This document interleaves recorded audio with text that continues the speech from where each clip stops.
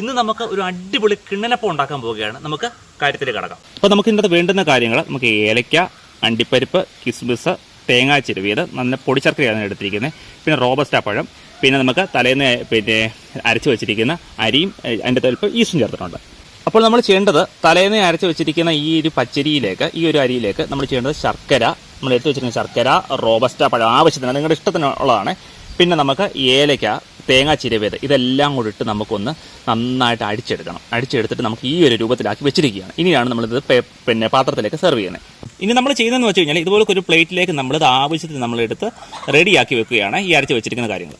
അപ്പോൾ നമ്മൾ പ്ലേറ്റിലേക്ക് മാറ്റി വെച്ചിട്ട് ഈ ഒരു കാര്യത്തിലേക്ക് നമ്മൾ ആവശ്യത്തിന് അണ്ടിപ്പരിപ്പ് ഇട്ടു, ആവശ്യത്തിന് കിസ്മിസ് ഇട്ട് നമ്മൾ റെഡിയാക്കി ഇനി നമ്മൾ അടപ്പിലോട്ട് എടുത്ത് വെക്കുകയാണ്. അപ്പോൾ നമ്മൾ റെഡിയാക്കി വെച്ചിരിക്കുന്നത് നമ്മുടെ ഇഡ്ഡലി പാത്രമാണ്. അതിൻ്റെ തട്ട് തിരിച്ച് വെച്ചിട്ടാണ് ചെയ്യുന്നത്. അതാണ് എളുപ്പം, അതാണ് ഈ പ്ലേറ്റ് ഒക്കെ വെക്കാൻ എളുപ്പം.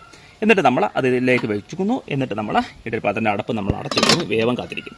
അപ്പോൾ നമ്മുടെ കിണ്ണനപ്പം റെഡി ആയിട്ടുണ്ട്, എല്ലാം റെഡി ആയിട്ടുണ്ട്, എല്ലാം നല്ല സോഫ്റ്റ് ആയിട്ട് റെഡി ആയിട്ടുണ്ട്. ഇനി നമ്മളിതൊന്ന് ആറാൻ അല്ലെങ്കിൽ ഒന്ന് തണുക്കാൻ വേണ്ടി മാറ്റി വെക്കുകയാണ്.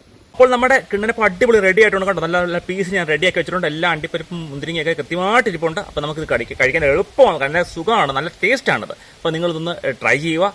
വീഡിയോ ഇഷ്ടപ്പെട്ടെങ്കിൽ ലൈക്ക് ചെയ്യുക, സബ്സ്ക്രൈബ് ചെയ്യുക, ഷെയർ ചെയ്യുക. Thank you.